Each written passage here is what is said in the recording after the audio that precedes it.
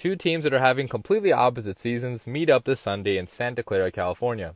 Will the 49ers continue their hot streak, or will the Chicago Bears continue their season-long dominance? Yo, so what's up, Bears fans? I'm back again with the prediction videos. This time we got a Week 16 matchup between the Chicago Bears and the San Francisco 49ers. And I apologize about the bad lighting in my car. You can't see my face really well. It's because it's dark outside and I'm actually in the car going back from college, going back home, so I'm super pumped. Finals are finally over. My semester is over. All that stress is just gone. So I can focus more on making these videos better. I can focus more on watching the Bears, which I am very pumped about. So let's talk a little bit more about the 49ers and how their season has been going so far. So the 49ers obviously are not having a very good season. They're 4-10 right now, the opposite of our record. And they've been losing a bunch of games, obviously, because Jimmy Garoppolo, their star quarterback, the one they paid a whole bunch of money in the offseason, he went down for the season in the first 4 weeks. And without him, combined with, all the injuries they've had on defense, on other, I think the receivers, the running backs, they've all been injured throughout the year. So they have been hit by the injury bug really hard, like us Bears fans have in the past couple of years. So feel bad for 49ers fans. So even though they haven't been looking that good this season, they're coming off a 2-game winning streak where they've looked pretty good against pretty decent competition. They just beat the Broncos and the Seahawks in back-to-back weeks, which is, a very good thing for a team that has had this many injuries to be doing that. I mean, it shows a lot of heart that their team has, and I mean, they're not going to give up, obviously, even though their season has not been going anywhere. They're still going to play hard, and us Bears fans, the Bears, they have to be ready for that, because it's not going to be a pushover.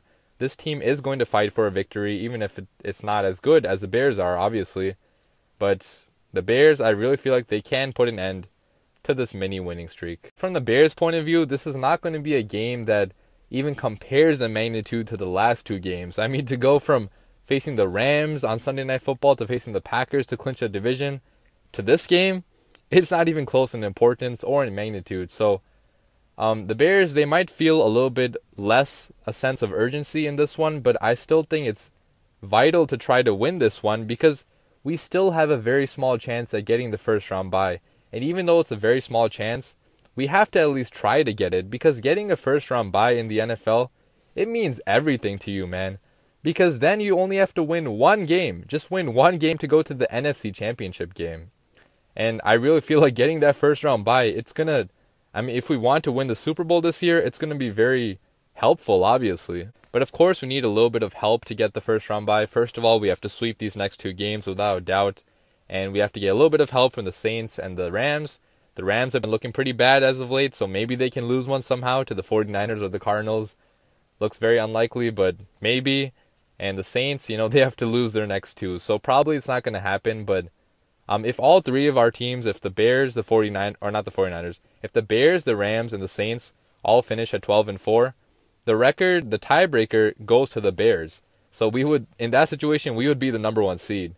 But it's probably not going to happen. I hope it does, but we just got to focus on winning this game and hoping for the best. So let's get into the 3 keys to a Bears victory.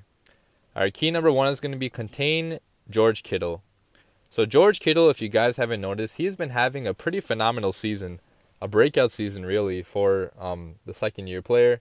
He has 1,154 yards. He has 4 touchdowns. So very good season for a player on a struggling team that hasn't had, very consistent quarterback play. But for Nick Mullins, I really feel like George Kittle is one of his security blankets. It's one of the players that he really looks out for. The 49ers, they have some talents on this team. They have some young receivers like Pettis, Dante Pettis, and some other ones. But Kittle is really the main guy we have to focus on here. If we can scheme him out of the equation, if we can take him out, I think it's going to be a very easy win for the Bears. So key number 2 is going to be bring Nick Mullins back down to earth. So Nick Mullins this season, he has not been having a phenomenal season by any means.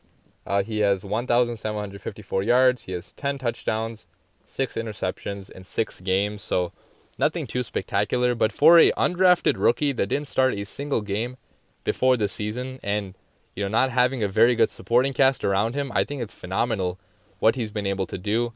And, hats off to him for what he's been able to accomplish being an undrafted rookie. But I really feel like our Chicago Bears defense, we can bring him down to earth by applying pressure on him, by playing Bears football, because, Mullins, he has not seen a defense like this during his short career so far. And if we throw a bunch of looks at him, Fangio, if he wants to blitz here and there, throw some, Mullins is definitely going to see stuff that he has not seen ever in his life. So if we can get pressure on him, force him to get some turnovers, make him look very pedestrian, we are definitely going to win this game. And key number 3 is going to be use our speed and our finesse to burn their defense. Guys, I really don't see who on this 49ers team is going to be able to defend against, Tariq Cohen, Anthony Miller, Allen Robinson, Trey Burton, against Trubisky running the ball. I mean, we have so many ways that we can attack defenses this year. And, Trubisky, our offense as a whole has not been playing up to its, potential the last 2 games. Because Trubisky, he just came back recently from an injury. And he didn't look good in the Rams game. He looked pretty good against the Packers, but our offense still did not completely explode. Against a team like the 49ers, obviously the 49ers don't have a bad defense per se, but they have a lot of inexperience on their defense. And their defense is pretty much a bunch of young kids with Richard Sherman. So if we can burn Richard Sherman, Richard Sherman, he still has a lot left in the tank. He's still a pretty good cornerback, but he doesn't have the speed that he once did. If we can burn Richard Sherman here or there and use our finesse to really get by these young secondary players, these young linebackers, I think we're going to win this game and we're going to dominate their defense. Because the players that we have, their speed, their intelligence, their athleticism, their experience, it really outweighs that of the 49ers defense. And for that reason, I don't really see how this 49ers defense is going to shut down our offense if Trubisky comes to play and if our offense operates at full speed. So finally, let's get into my prediction for this game. And I have the Chicago Bears beating the 49ers by a score of 24-16. And, I'm not going to, people are going to want me to pick a higher margin of victory, but I'm not going to do it right now because the Bears, they haven't played as well on the road. And it's not just that. It's the fact that we don't have as much to play for. So I question how they're still going to be motivated as hell. They're still going to play hard because obviously Matt Nagy, he always has them play hard. But in a game that doesn't matter that much going on the road, I still have us winning, obviously, because we have the way better team than the 49ers. But it's going to be a little bit close because the 49ers, they're playing hard. They're playing their hearts out, and they're coming off a 2-game winning streak, which they've looked pretty good in. But the Bears are still the better team. We're still going to win this game because our coaching staff is better, our talent is better, our playmakers, everything about our team right now is at a more advanced level than the 49ers. And, hopefully we'll see what, I think that Trubisky, he is going to have a solid day. He's going to have a day where maybe not, an explosion, but he might have, 3 touchdowns, maybe 4 touchdowns. I think it's going to be a pretty good day by him because he wants to prove something to everyone.